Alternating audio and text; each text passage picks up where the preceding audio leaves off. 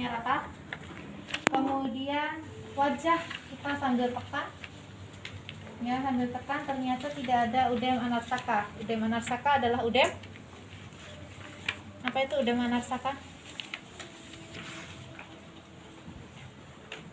Udem anarsaka adalah udem atau pembengkakan adanya cairan atau penumpukan cairan yang ada di bagian seluruh tubuh, ya.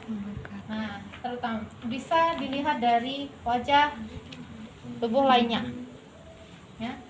Kemudian apa yang dilakukan? Setelah kita lakukan pemeriksaan, pasien ini tidak mengalami udem anarsaka, kita turun ke bawah, artinya ke bagian mata. Kita perhatikan matanya, mata terlihat sembab ataupun yang lainnya, ya. Kemudian bersih, ada kotoran atau tidak. Kemudian kita lihat konjungtivanya, kita cek ya konjungtivanya. Konjungtivanya, permisi ibu ya. Oke, konjungtivanya anaemis atau apa anaemis? Konjungtivanya anaemis, tidak anemis. Warnanya berarti? Kalau tidak anemis warnanya merah muda, ya. Kemudian kalau kita lihat anemis, maka anemis. Konjungtivanya pucat, putih, yes. Kemudian kita lihat skleranya warnanya putih, bersih atau ada kotor atau bintiknya. Kemudian lihat pupilnya ada pendek, minta tolong pendek di situ.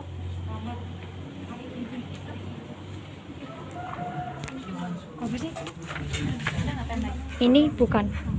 Nggak jadi mbak.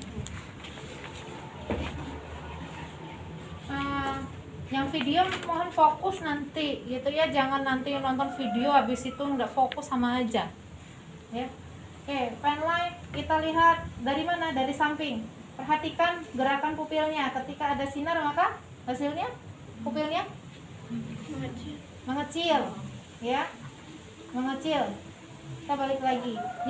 Jangan pernah melakukan pemeriksaan pupil langsung sorot depan, sakit nanti, ya. Lakukan dari samping, ya. Minta pasien untuk pandangan lurus ke depan saja. Oke, sudah. Selanjutnya kita periksa bagian hidung. Apakah ada bantuan nafas lewat cuping hidung, gerakan cuping hidung? Bagian sini ya, kembang kempis atau tidak? Kalau ada kembang kempisnya maka berarti ada masalah di area paru-parunya, nafasnya ada permasalahan di situ. Kemudian kita cek bagian bibirnya, apakah bibirnya pecah-pecah, lembab. Kemudian giginya juga bisa kita perhatikan,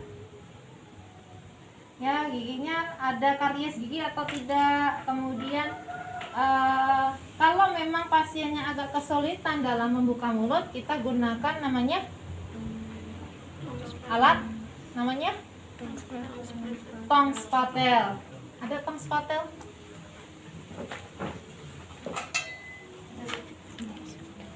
Oke, tong spatel gimana makanya? Gini ya. Bu, permisi ya.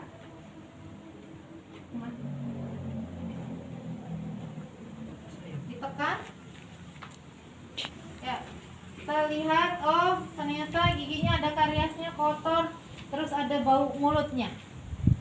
Oke, kemudian telinga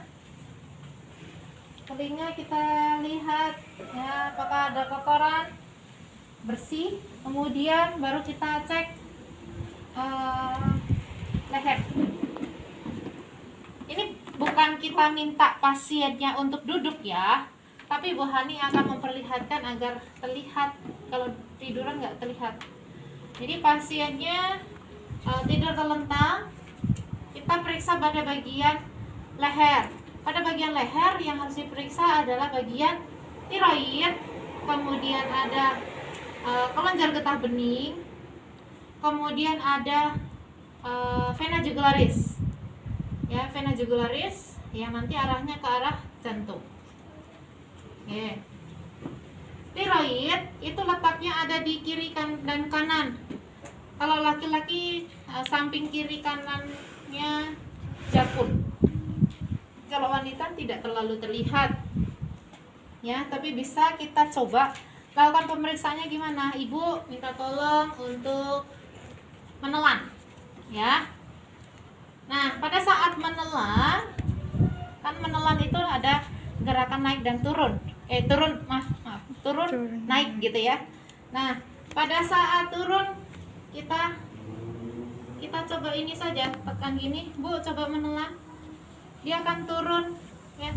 Nah, kalau dia mengalami hipertiroid, maka ada massa yang ikutan turun juga. Massa itu apa? Benjolan ataupun benda padat di sini, gitu ya. Nah, ini berarti ada tanda hipertiroid. Gitu. Kemudian ada pemeriksaan apakah ada pembengkakan pada area kelenjar getah bening. Nah, pada saat ada pembesaran, ya, kita tanyakan saja di mana sih letak kelenjar getah bening? Sejalur dengan telinga. Di sini. Ya, sini. Nah, pernah enggak kalau lagi flu, lagi mau batuk, ketika ditekan ini kok nyeri? Pernah. Nah, itu sebagai salah satu bentuk bahwa kelenjar getah beningnya sedang berespon. Dia bengkak biasanya. Gitu, ya. Sini. Apa? Berarti kalau pernah di sini kalau berespon dia ada infeksi. Nah, infeksinya apa? Bisa batuk, bisa pilek, atau ada TB juga bisa, TB kelenjar biasanya kadang juga suka muncul di sini. Gitu, ya. Nah, ini letaknya di mana? Di kiri juga, di kanan juga ada. Ya, tergantung pada kelenjar getah beningnya yang mana yang merasakan sakit, kemudian nyeri atau pembengkakan. Nah, kemudian pada saat melakukan pemeriksaan vena jugularis, ya, JVP ya, JVP,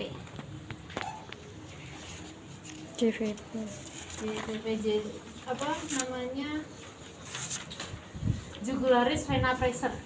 Jugularis vena progression. Di situ kan ada toh? Ada JVP kan, jugularis vena pressure, artinya ada penekanan pada vena jugularis. Adanya penekanan. Kalau mau lebih detailnya, nah silahkan nanti tanyakan pada perkuliahan KMB. Ya, biasanya di KMB akan diajarkan tentang bagaimana cara mengukur bahwa pasien ini mengalami gangguan JVP atau tidak. Ya, ini masalah pada area jantung. Jadi pengukurannya menggunakan JVP. Bagaimana untuk pemeriksaannya? Minta tolong pasiennya untuk menghadap ke belakang kita. Belakang kita. Ini posisi tidur terlentang ya. Posisi tidur terlentang. Pak, mohon untuk menengok sana. Nah, di sini akan ada tarikan otot. Kalau sepintas saja, kalau dia JVP-nya rendah, tidak akan terlihat. Namun kalau tinggi, dia penarikan ototnya tinggi. Pembuluh darah venanya akan terlihat jelas. Gitu, ya. Oke. Oke, Bapak. Oke, Ibu, kembali lagi. Selanjutnya kita lakukan pemeriksaan dada. Pemeriksaan dada, Bu Hani akan melakukan pemeriksaan dada dan payudara secara langsung. Ya, mungkin kalau dada sudah jelas, jantung paru itu sudah hafal belum? Apa yang diperiksa kalau jantung paru? Pakai tekniknya apa kalau jantung paru? Pemeriksaan tekniknya? Pemeriksaan dada? Oke. Pakai inspeksi, ya, pakai IPPA. Apa IPPA? Infeksi, palpasi, perkusi, auskultasi. IPPA. IP, P. Iya, nggak boleh kebalik ya. Kalau sudah pakai prinsip pemeriksaan pada dada, itu kan sudah prinsip, jadi nggak boleh terbalik. IP, PA. Kalau di abdomen kan IAPP. Kalau di dada, periksa jantung, paru, wajib menggunakan IP, PA. Itu dimanapun kita berada nggak boleh balik-balik ya. Inspeksi, palpasi, perkusi, auskultasi. Inspeksi apa yang kita lihat di area dada? Hah? Gak apa-apa, pede. Apakah ada kayak macam memar atau Ya, adakah jejas, memar, luka? Ya, terus apa lagi? Dan Gerakan dadanya simetris atau tidak? Oke, ada lagi. Bagaimana bentuk dadanya? Apakah dadanya pigeon chest? Wah, ini bukan berarti pigeon chest gimana sih? Jadi gelembungnya itu dia cembung ke sini, tapi bukan payudaranya ya. Kalau payudara wajar kalau cembung, ya. Tapi dia bentuk dadanya, jadi tulang rusuknya itu cembung. Ada kalau Bu Hani pernah menemukan bapak-bapak, ya. Mungkin kalau kalian mungkin pernah ibu-ibu yang cembung gitu. Jadi agak bongkok biasanya agak cembung. Ada. Tapi Bu Hani belum menemukan, kalau saya belum pernah menemukan. Biasanya bapak-bapak kalau Bu Hani. Lihat ya, bisa pigeon chest atau barrel chest atau dada tong. Kalau barrel chest dia menguil gini. Jadi sternumnya juga ikutan bengkok ke depan. Oke, itu secara umum untuk inspeksinya. Kemudian palpasi bentuk Z ya, palpasi. Tidak apa saja. Apa ada nyeri tekan? Bu, ada nyeri tekan. Nyeri sus karena saya belum bisa mengeluarkan asinya. Ya, saya belum bisa merasakan mengeluarkan asinya. Padahal ini di area dada.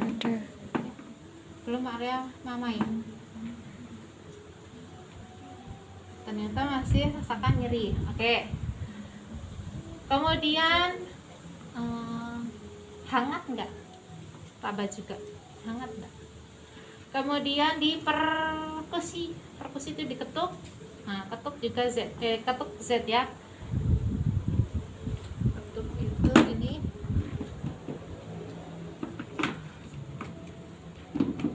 Gitu ya.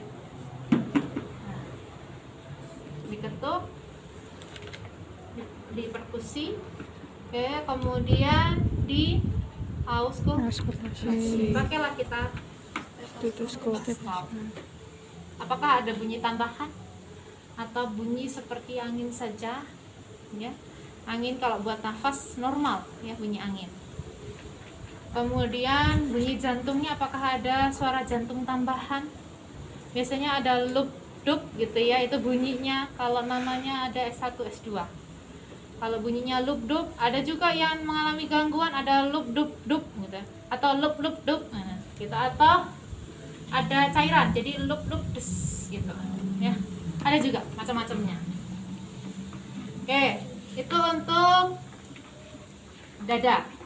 Kemudian mamai atau payudara, apa yang perlu kita periksa? Kita periksa nipolnya dulu. Nipel apa nipel? Puting. Ya. Apakah putingnya menonjol? Apakah datar? Datar itu berarti nggak muncul puting. Ya. Kemudian perhatikan aerolanya. Apakah mengalami hiperpigmentasi?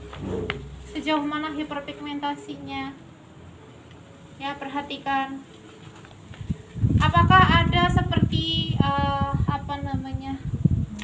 pori-porinya membesar seperti kulit jeruk?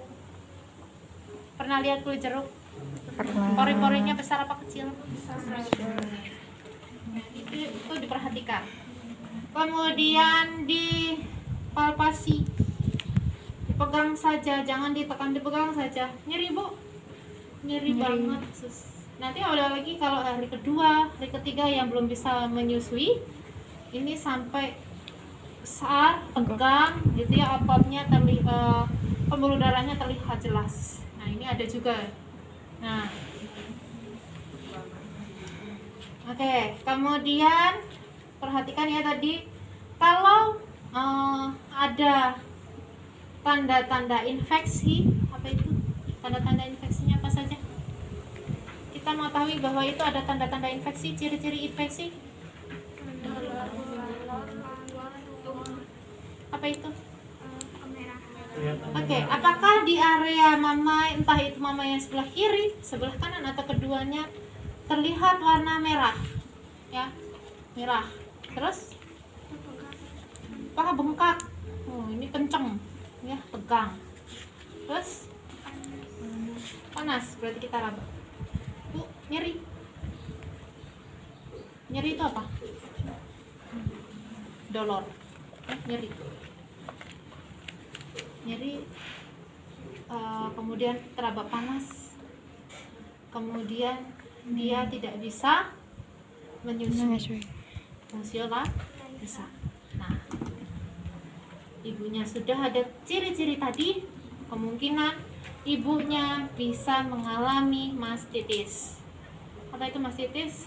Peradangan pada payudara. Akibat dari adanya apa, bakteri atau cairan yang terbendung yang tidak bisa dikeluarkan. Oke.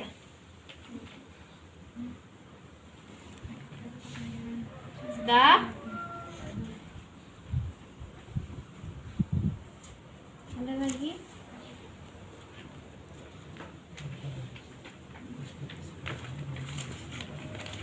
Sudah? Sudah Bu Hani sampaikan ke abdomen. Ya, di abdomen. Di abdomen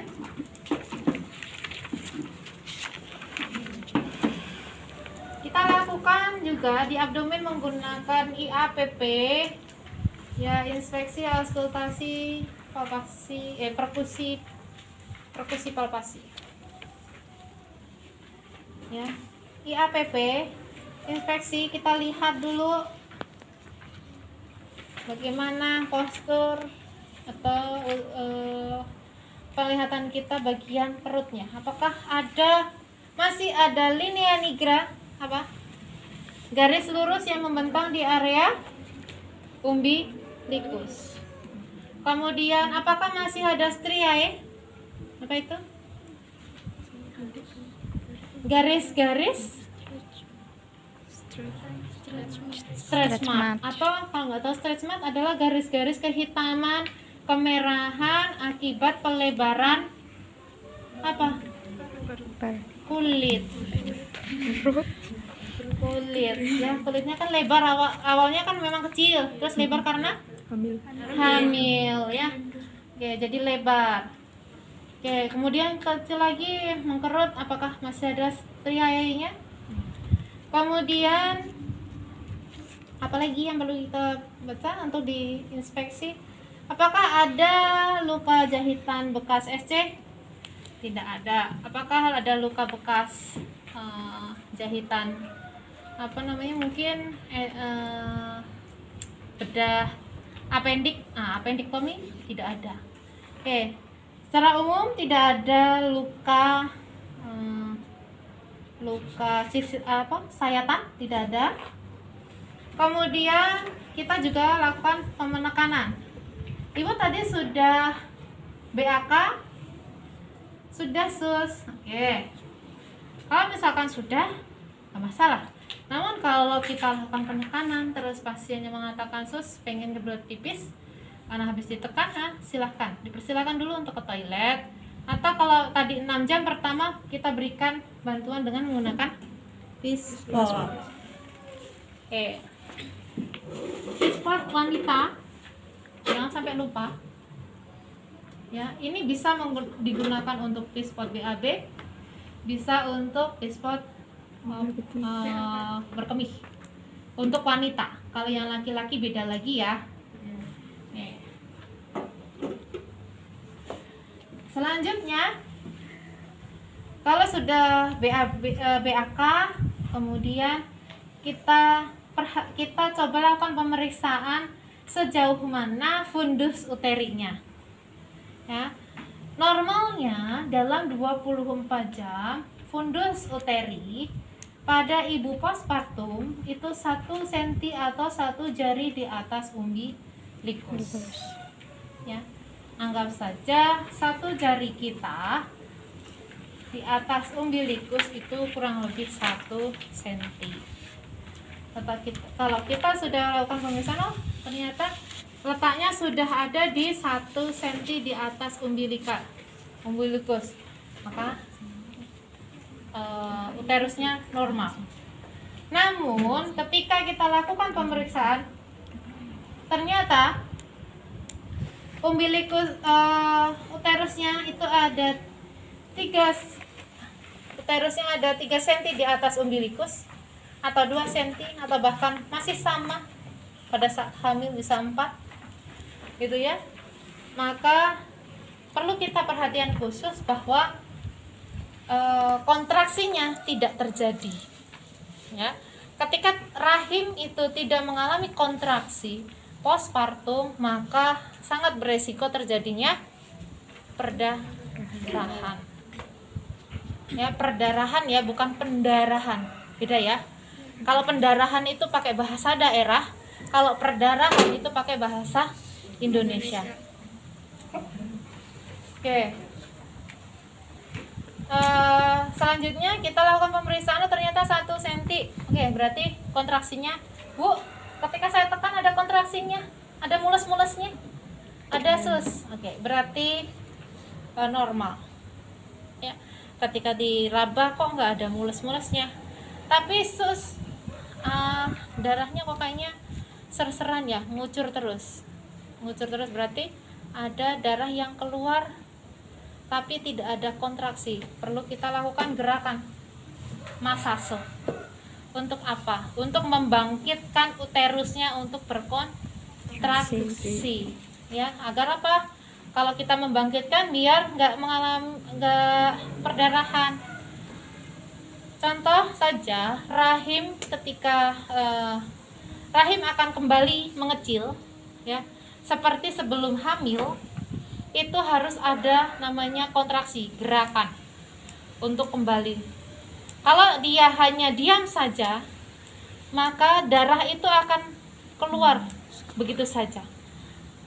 Nah, itu yang terjadi perdarahan. Tapi kalau dia berkontraksi, kan ada gerakan untuk melakukan apa? Pengecilan atau berkontraksi tadi, mengecil ya.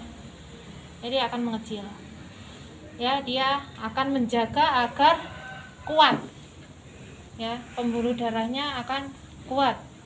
Tapi kalau dia diam saja, tindakan kita sebagai seorang perawat kok nggak ada mulus-mulusnya, maka kita harus segera lakukan massage, pijat ya, dipijat. Masasenya gimana, Bu? Usap gitu ya. Ya. Pokoknya diusap, memutar gitu. Itu untuk agar kontraksi pada abdomen. Oke, selanjutnya ada lagi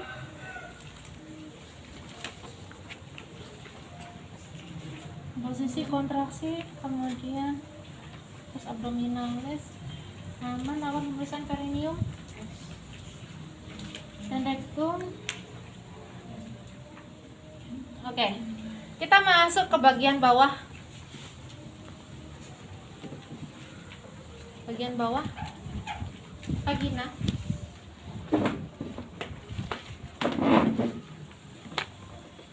Pada bagian vagina, minta ibunya untuk tidur telentang ya. Pastikan dulu, perhatikan kalau sudah kita coba untuk buka ya, buka celananya. Ini Bu Hani sambil dilanjut dengan vulva hygiene ya, perawatan perineum untuk kan sekalian jalan ya, sekalian jalan periksa vagina dan perineum, kita juga harus periksa pembalut kan. Iya. Lepas. Lihat, minta tolong ini. Nah. Ini Bu Hani perkenalkan dulu. Pembalut nifas segede ini. Ya, pakai pada saat ibu nifas.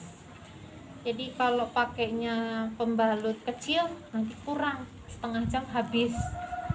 Ya, ini bisa digunakan tergantung Banyak banyak banget ya, Dek. tidaknya. Iya. Ciri-ciri ibu postpartum mengalami perdarahan dalam 24 jam itu mengeluarkan darah sebanyak 500 cc. Kalau sudah 500 cc dia mengalami perdarahan. Namun Dari kalau di 500 bawah cc. 500 cc dia masih terbilang normal pada 24 jam pertama. Ya. Oke. Bu, gantinya berapa lama ya, tergantung penuh enggak gitu ya. Biasanya kalau yang biasa gonta-ganti ya sebelum digonta-ganti dicek, bilang ke pasiennya, Bu, nanti kalau mau ganti pembalut perhatikan apakah pembalutnya full ya dengan darah atau tidak ya, kemudian apakah ada gumpalan darah yang yang nyangkut di pembalutnya, terus warnanya apa, itu harus diperhatikan. Di dalam pembalut ini juga harus diperhatikan ya. Kemudian baunya ya, ini bisa untuk pada saat 24 jam atau nanti mungkin setelah 2 minggu juga masih dipakai gitu ya, karena kalau 2 minggu pasti nanti ada penyakit penyerta gitu ya, nanti baunya berbeda lagi gitu.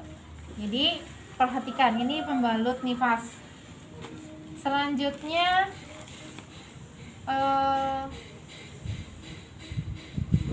ini dong, kom kapas sublimat.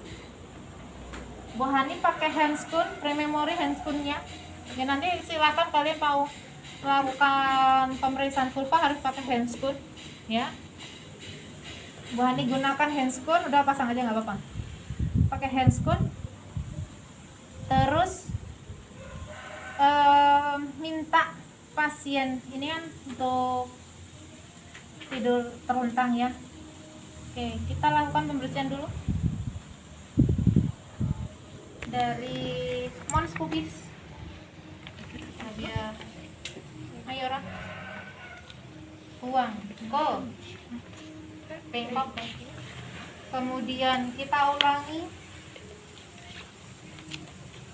Permisi ya Bu ya, mungkin ada perih, nggak usah takut. Oke, pada bagian labia minora. Untuk luka perineum, hati-hati ditarik nafas ya Bu ya, untuk meminimalkan nyeri. Kemudian pada area klitoris, kemudian uretra dan vagina, ke perineum sampai anus, buang. Bersih ya, dibersihkan. Minta pasien untuk miring menghadap kita. Bu, menghadap ke saya ya. Saya mau akan pemeriksaan dulu. Dilipat kakinya, ini lurus, miring ya, atau mau ke belakang. Nanti kita buka dari belakang ya, kita tengok ini. Oke, diperhatikan apa yang perlu kita perhatikan. Masuk ke area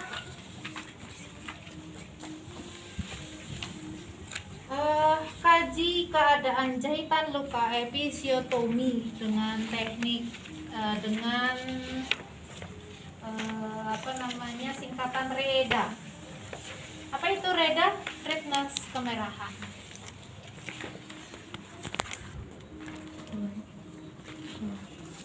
Redness, kemerahan. Apa yang dimaksud dengan kemerahan? Apakah ada luka? Nah, apakah ada kemerahan pada area vulva dan perineumnya? Sini perineum. Perineum kan kemarin yang pasien itu dilakukan episiotomi atau pemotongan epis ya untuk membantu jalan lahir.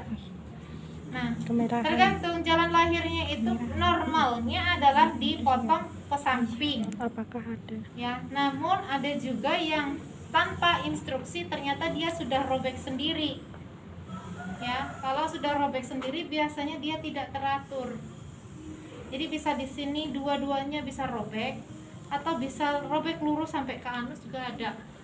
Bisa gitu ya? Ya karena tidak sesuai dengan instruksi mengejan. Jadi tidak teratur robekannya. Gitu. Kemudian kita lihat adakah kemerahan. Setelah ada kemerahan, edema, bengkak. Ya. Pasca melahirkan bengkak. Ya, itu hal yang wajar. Ya. Nah, ini yang bengkaknya besar sekali atau biasa bengkak. Besar sekali berarti kan menutupi ya. Ini akan kesulitan untuk berjalan. Kemudian REE, kemudian ekimosis, biru, udah lebam-lebam di sekitar perineum. Kemudian discharge. Discharge itu keluaran cairan. Ya, keluaran cairan. Dari mana? Dari vagina. Cairannya disebut dengan lokea. Keluar cairannya yang harus kita pertanyakan adalah apakah keluarnya netes? Ataukah keluarannya mengalir? Atau mancur? Bisa bedain nggak? Mengalir sama mancur. Mancur itu semburan, ya ada semburan. Nah, itu. Ya kalau semburan itu biasanya tidak ada kontraksi. Jadi ketika ditekan sekali langsung memancar. Gitu ya. Ini tanda-tanda perdarahan. Kalau menetes normal. Kemudian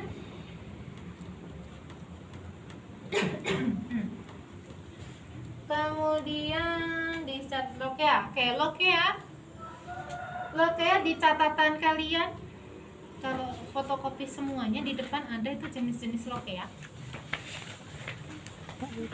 Ada 3 lokea. Lokea rubra, serosa, alba. Nah, itu dibaca ya, jangan hanya dilampirkan. Alba itu 1 sampai 3. Nah, hari pertama sampai hari ketiga. Serosa hari keempat sampai hari ke-9. Selanjutnya ada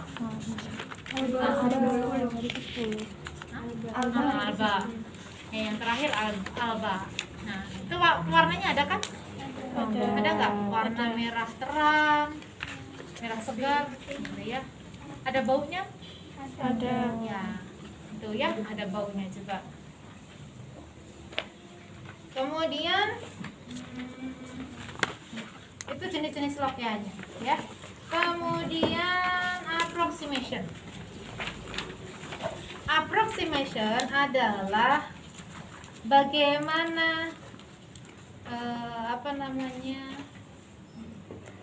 jahitannya, ya, luka jahitannya seperti apa?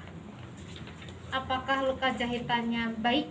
Artinya baik itu rapat, kembali rapat, atau ada robekan atau gagal dalam jahitan, atau ada pusnya atau nanah. Kemudian ada cairannya yang lain gitu ya. kemudian baunya juga bisa. Oke. Selanjutnya ya, approximation observasi lokiannya, warna jumlah sudah. Kaji adanya nyeri, lakukan pemeriksaan hemoroid. Oke. Kemudian selesai pada bagian perineum, kita periksa bagian anus. Bu, minta tolong untuk mengejan, ya, mengejan. Kenapa? Kita lihat ketika mengejan, apakah ada benjolan yang keluar dari anus. Ya, pada saat ibu hamil kemungkinan dia mengalami hemoroid. Apakah pada saat postpartum hemoroidnya akan kembali sempurna, artinya tidak mengalami hemoroid, atau masih tetap hemoroid? Kalau mengalami hemoroid berarti memang hemoroidnya menetap. Namun ada juga yang pada saat melahirkan mengalami, pada saat hamil hemoroid, postpartumnya sudah tidak hemoroid. Ada juga seperti itu. Ya, pastikan. Coba ibu mengejan, kita lihat, kita buka itu anusnya menggunakan handscoot.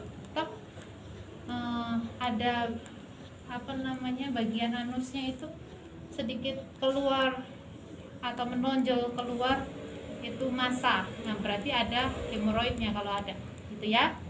Selanjutnya kita lakukan pemeriksaan pada ekstremitas bawah. Bu, saya akan melakukan pemeriksaan pada area kaki ya. Di dalam pemeriksaan ekstremitas bawah untuk mengetahui apakah pasien ini mengalami tromboemboli atau tromboplebitis, ya, peradangan, ada gumpalan ya di area kaki. Nah, akibat biasanya postpartum, maka perlu kita lakukan pemeriksaan tes apakah ada varises, ya, biasanya di bawah lutut, di sini. Kemudian apakah ada pembengkakan pada saat kita palpasi, apakah ada nyeri tekan, teraba hangat, ya. Ini nyeri, Bu, tidak terlalu. Kita coba, ini kan rata gini ya kakinya ya, harusnya gini kan, lurus gini.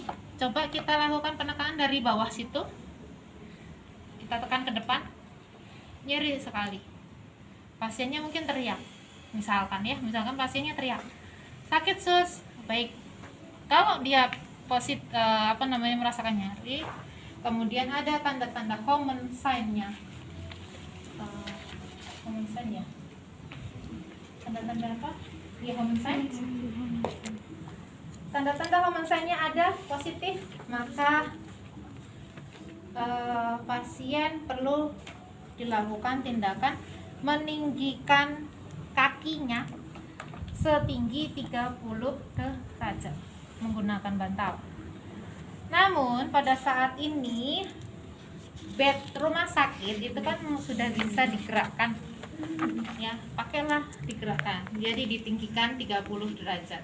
Tapi kalau ada di rumah ya paling pakainya bantal ganjal. Oke.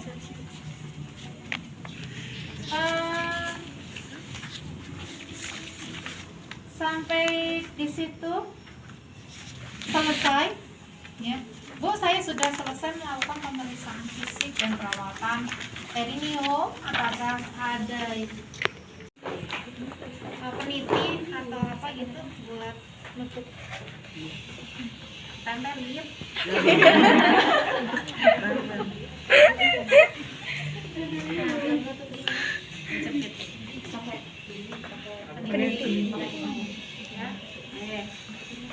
Ini kita udah cuci tangan dulu dong ya, dan cuci tangan. Terus ada 2 nanti perawatan payudara depan dan dicek oksitosin bagian belakang. Ya, oke, perawatan payudara. Ini nanti juga bisa dilakukan para suami. Ya, kita praktekkan, kemudian sampaikan ke suaminya. Suaminya juga perlu memperhatikan. Bu, nanti kalau misalkan di rumah, karena ini kan dilakukannya bisa 2 kali dalam sehari, ya minimal 2 kali sehari.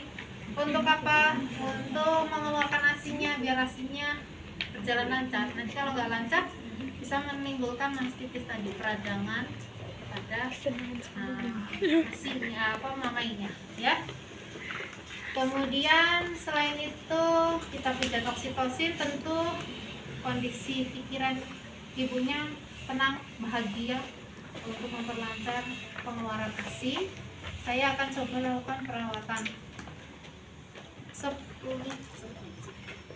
Tadi keluhannya si pasien putingnya belum menonjol atau nipolnya belum menonjol. Kita bisa menggunakan squid 3 atau 5 cc tergantung pada nipolnya, ya nipolnya atau putingnya tadi. Terus ini dilepas, ininya dipotong, ya dipotong di belakang, jangan depan pasien ya, di belakang.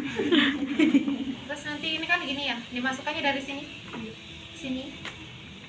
Nanti nipolnya fungsi ya Bu ya. Tempel sini, ini tarik sini. Nggak usah tariknya semua, sakit nanti, dikit-dikit aja. Oke, biar menonjol, gitu ya. Oke, itu permulaannya. Kemudian kita gunakan baby oil.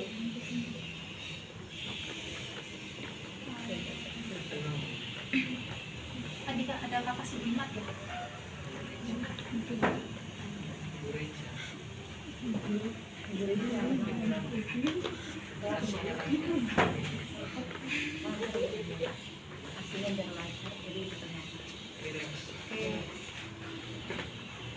Karena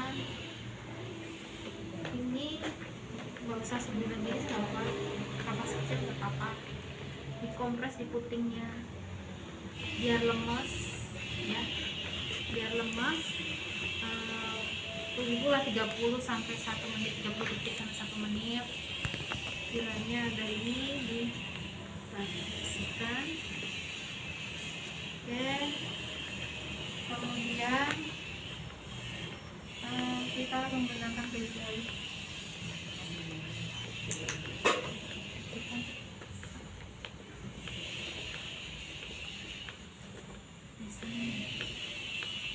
Ini ya, pakainya ini bukan depan, perih nanti ya.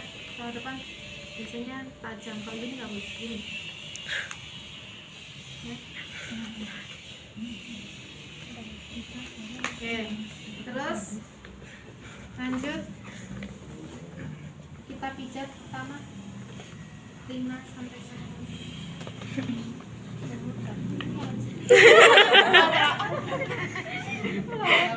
Manusia 70 tahun.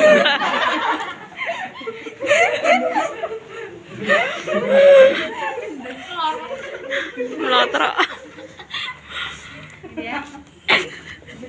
Ini 1, 2.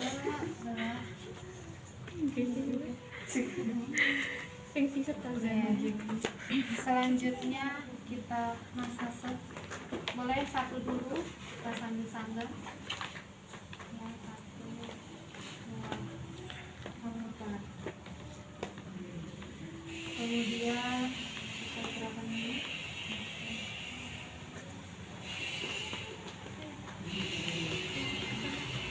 Oke, begitu pula sebaliknya. Ya, sini juga. Oke ya, maaf. Ini terus ini.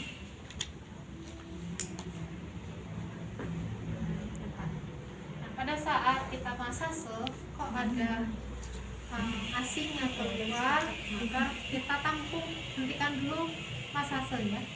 Kita tampung asinya, bisa pakai botol asi, botol dot itu boleh langsung ditampung ya. Oke, selanjutnya ini sudah selesai, kita bawa baskom isi air ya, ada 2 baskom yang harus siapkan. dan waslap. Ya, untuk apa? Untuk dikompres. Baskom pertama menggunakan air hangat. Ya, dibersihkan. Oke. Hangat-hangat kuku saja. Kemudian kan ini masih berminyak misalkan, ulangi. Kalau sudah baru nanti pakai air biasa. Gitu. Ya. Kemudian selesai dihandukkan, boleh handukkan, terus ditutup. Kita ke pijat oksi. Boleh duduk ke sini, duduk. Kepalanya di sini. Tiduran bungkuk ini loh. Coba. Maaf. Sini atau begini boleh. Ya.